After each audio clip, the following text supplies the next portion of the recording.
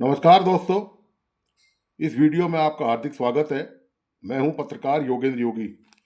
दोस्तों, राष्ट्रीय स्वयंसेवक संघ के यानी कि आरएसएस के प्रमुख जो हैं मोहन भागवत जी। तो मोहन भागवत ने दरअसल कल एक कार्यक्रम में ये कहा है कि जब तक धर्म भारत का मार्गदर्शन करता रहेगा, भारत विश्व गुरु बनता रहेगा। और उन्होंने ये भी कहा साथ में कि दुनिया के पास इस तरह का ज्ञान नहीं है, क्योंकि उसमें आध्यात्मिकता की कमी है। तो मोहन भागवत जी ने भारत को विश्व गुरु बताया है। तो विश्व में भारत की हालत क्या है, गुरु होना, गुरु होने के क्या मापदंड होते हैं, उसकी क्या हालत है भारत में, और विश्व में भारत गुरु के मामले में विभिन्न क्षेत्रों में कहाँ ठहरता है, इसका मैं खुलासा अभी इस वीडियो में आगे करने वाला हूँ। लेकिन इससे पहले मैं एक बात का और जिक्र कर दूं जो मोहन भागवत ने कहा है। उन्होंने कहा है कि 10-12 साल में जातिगत भेदभाव खत्म हो सकता है। तो मैं यहाँ ये निवेदन करता चलूँ कि 10-12 साल में जातिगत भेदभाव की जहाँ तक बात है, दोस्तों, दरअसल मोहन भागवत सीधी सीधी बात नहीं कर पाए। वो आरक्षण का नाम नहीं ले पाए दरअसल। और उन्होंने ये तब भी नहीं कहा कि यदि जातिगत भेदभाव मान लीजिए खत्म हो जाता है तो क्या देश में आरक्षण को समाप्त कर दिया जाएगा। एक बार मोहन भागवत ने जोधपुर में आरक्षण को लेकर गलती से कोई बयान दे दिया, उस पर दोस्तों पूरे देश के राजनीतिक दल लठ लेकर पीछे पड़ गए थे। मोहन भागवत जी का पीछा छुड़ाना भारी पड़ गया था।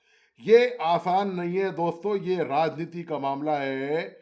और यही वजह है कि आरक्षण को लेकर कोई भी राजनीतिक दल, मजबूरी में भारतीय जनता पार्टी सहित एक भी राजनीतिक दल आरक्षण के खिलाफ उसकी समीक्षा तक को करने को तैयार नहीं है। सुप्रीम कोर्ट ने कई बार कह दिया है कि क्रीमी लेयर आप जानते हैं कि क्रीमी लेयर वो होता है जो एक बार आरक्षण का फायदा ले ले और उसके बाद उसको दोबारा आरक्षण के उसकी फैमिली को आरक्षण का फायदा नहीं मिलना चाहिए, वो क्रीमी लेयर हो जाता है। उसको हटाने की बात सुप्रीम कोर्ट कई बार कर चुका है। लेकिन एक भी राजनीतिक दल ने ये साहस नहीं दिखाया कि जो क्रीमी लेयर है, जबकि ये फायदा आरक्षित वर्ग के हित में ही है, क्योंकि जो वंचित वर्ग हैं उनको मौका ही नहीं मिल पा रहा। जो एक बार आरक्षण का फायदा लेकर अपने परिवार को ऊपर उठा लेता है, वो लगातार आगे बढ़ता ही चला जाता है, बढ़ता ही चला जाता है। और जो दूसरे जो वर्ग हैं वो उनका हिस्सा खा रहा है। दरअसल बात ये है, वहीं की वहीं रहकर वो उनका आरक्षित, वो पीढ़ियों दर पीढ़ी आरक्षण का फायदा उठा रहा है। और दूसरे जो वंचित वर्ग हैं आरक्षण के, चाहे वो ओबीसी में हो, चाहे एससी में हो, और चाहे एसटी में हो, ये हालत है आरक्षण की। अब मूल मुद्दे की बात करते हैं कि जो भागवत ने कहा था कि भारत विश्व गुरु है। तो भारत की हालत में आपको बता दूं, भागवत जी ने शायद हो सकता है ये आंकड़े नहीं देखे हों और या उनकी ये ध्यान में नहीं आया हो, तो मैं उनका और आपका ध्यान इस मुद्दे पर देना चाहता हूँ। भारत की हालत क्या है दोस्तों? भारत की विश्व रैंकिंग में हालत है, एशिया पावर इंडेक्स में भारत तीसरे स्थान पर है। एशिया में पहले स्थान पर है चीन और अमेरिका, पावर इंडेक्स में, जहाँ ताकत की बात होती है, हर तरह की पावर। इसमें आर्थिक क्षमता और भविष्य के संसाधनों के क्षेत्र में मजबूत स्थिति का आकलन किया जाता है। मानव विकास सूचकांक में भारत 193 देशों में से 134वें स्थान पर है। ये इसमें मध्यम मानव विकास श्रेणी और जीवन प्रत्याशा, शिक्षा में सुधार, ये इसमें शामिल होता है। मैं आपको बता दूं, वैश्विक नवाचार सूचकांक, इसमें भारत 133 देशों में से सॉरी 39वें स्थान पर है। ये जो सूचकांक है, इसमें अनुसंधान और विकास यानी कि R&D, रिसर्च एंड डेवलपमेंट का मजबूत प्रदर्शन के आधार पर इसकी सूची तैयार होती है। इसके अलावा वैश्विक भूख सूचकांक, इसमें भारत 125 देशों में से 111वें स्थान पर है, यानी कि भारत का 111वां स्थान है। और इसमें बाल कुपोषण और अल्प पोषण के कारण स्थिति चिंताजनक बनी हुई है भारत की। वीजे के मामले में जहाँ तक बात करें, जो वीजा है वो उसमें भारत का 84वां स्थान है और इसी तरह वीजा मुक्त पहुंच के आधार पर है। इसी तरह वैश्विक शांति सूचकांक में 163 देशों में भारत का 115वां स्थान है। इसी तरह आप देखिए कि जो तकनीक में के मामले में फ्रंटियर टेक्नोलॉजी जो इंडेक्स है, उसमें भारत का 2022 में 48वां स्थान था और अब भारत का 36वां स्थान है और R&D में तीसरा स्थान है। दुनिया में वन क्षेत्र के मामले में भारत का जो स्थान है वो 9वां स्थान है, भारत का सबसे बड़ा वन क्षेत्र है। महिला सशक्तिकरण की भारत बहुत ज़्यादा बात करता है, सारी सरकारें बात करती हैं, लगा प्रधानमंत्री नरेंद्र मोदी से लेकर तमाम देश के राजनीतिक दल महिला सशक्तिकरण की बात करते हुए आघाते नहीं हैं, दावे करते हैं बड़े बड़े। भारत की हालत क्या है दोस्तों? 146 देशों में से भारत का महिला सशक्तिकरण में 139वां स्थान है। ये दोस्तों भारत की हालत है। मोहन भागवत भारत को विश्व गुरु कहते हैं।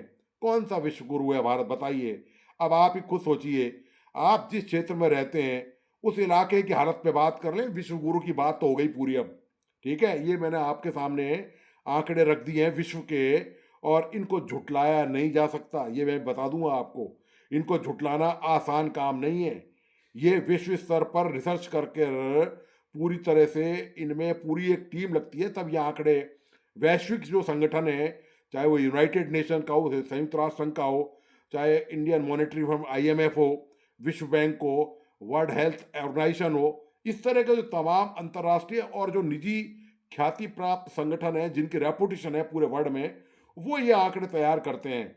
इन आंकड़ों को झुटलाना ऐसा ही है कि अपना सिर रेत में गाड़ के रखना ताकि खतरा टाला रहे। उससे खतरा टलेगा नहीं, रेत में सिर गाड़ने से खतरा जो है वो सामने है। हालत ये है, आपको पता ही है कि आप जिस, आप चलो इसकी बात छोड़ भी दें एक बार, आप जिस इलाके में रहते हैं उस इलाके की बात कर लेते हैं कि क्या आपके जीवन पर उसका क्या प्रभाव पड़ रहा है। आपके इलाके की सड़क कैसी है, आपके इलाके में बिजली और पानी की व्यवस्था कैसी है, आपके इलाके में शिक्षा की व्यवस्था कैसी है, कितने स्कूल कॉलेज अस्पताल हैं वहाँ पर, और आपकी पहुँच में कितने हैं, और आप यदि वहाँ अस्पतालों में जाते हैं तो क्या आसानी से आपका उपचार हो जाता है, क्या वहाँ पर आपको प्रॉपर ट्रीटमेंट मिलता है, क्या आपको वहाँ पर्याप्त दवाइयों की सुविधा मिलती है, क्या आपके यहाँ सड़कों पे गड्ढे नहीं है, क्या आपके यहाँ नालियों की समस्या नहीं है, क्या आपके यहाँ कचरा प्रॉपर तरीके से उठाया जाता है। ये बुनियादी सवाल हैं दोस्तों। क्या जो यातायात की सुविधा है वो, अब सार्वजनिक यातायात की मैं बात कर रहा हूँ, निजी यातायात की नहीं, सार्वजनिक यातायात की सुविधा आपके शहर में सही है? आपको पर्याप्त समय पर सही सलामत बस मिल जाती है, या जो भी सार्वजनिक वाहन उपलब्ध वो मिल जाते हैं?